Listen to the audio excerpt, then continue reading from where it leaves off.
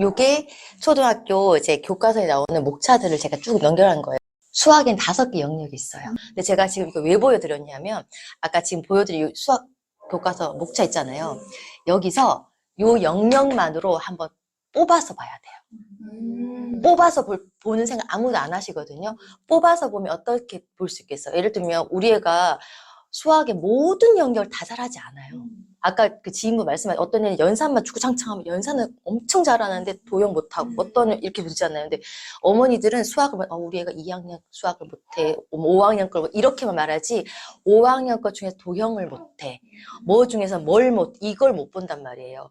그거를 보고 봐야지만 이 해결 방안을 찾을 수 있는데 그걸 못 보는 거예요. 그래서 요거를 잘라서 보는 연습을 해야 돼요. 그러고 나면 내가 뭘 좀 중점적으로 해줘야 되지? 그 다음에 수화 연산 어떤 방법으로 어떻게 로드맵을 짜야 되지? 그러니까 이게 통째로 보면 통으로 보면 잘 안 보이잖아요 또. 근데 이렇게 나눠서 보면 쭉 길이 보이는 거예요. 수학을 각 영역별로 나누어서 심화나 응용, 선행까지 가는 것들을 개통수학이라고 해요. 실제로 이 개통수학이 빛을 발하는 것은 중학교나 고등학교 올라가서예요. 훨씬 더 빛을 발합니다. 그리고 실제로 영재고나 과학고를 준비한 아이들 같은 경우에는 이 개통수학으로 해서 극심화까지 가고 극선행까지 가는 거예요. 기하, 대수, 정수 이런 식으로 개통으로 공부를 하는 거죠. 근데 우리가 그 친구들처럼 할 수는 없지만 응용해 볼 수 있다는 거예요. 노란색으로 색칠된 부분은 수화 연산 영역이고요. 초록색으로 색칠된 부분은 도형 영역이에요. 제가 요 로드맵을 고정 댓글로 링크를 걸어드렸으니까 출력하셔서 한번 해보시기 바래요. 영역별로 나누어진 교과서 로드맵을 어떻게 활용할 것인가를 알려드릴게요.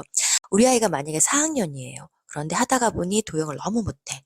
그러면 4학년 도형만 가지고 계속 전전긍긍하고 복습하고 뭐 이렇게 할 것이 아니라 혹시 그 아래 학년에서 구멍이 난 건 아닌지 살펴볼 필요가 있어요.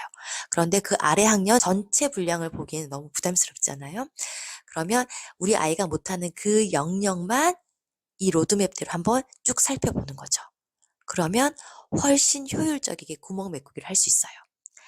그리고 선행을 할 때나 심화 학습을 할 때도 마찬가지예요. 우리 아이가 하다가 보니 도형 영역을 너무 잘해.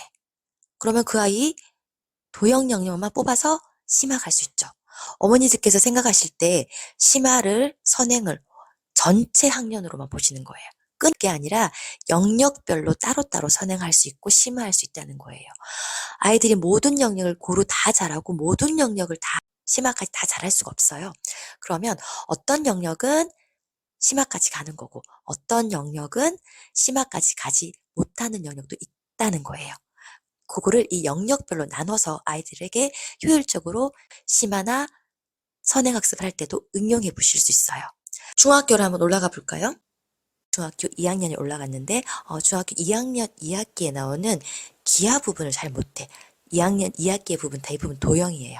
그러면 그 2학기에 나오는 그 부분을 학습하기 위해서 잘 모르면 1학년 2학기에 나오는 기하 부분만 따로 공부를 할 수 있다는 거예요.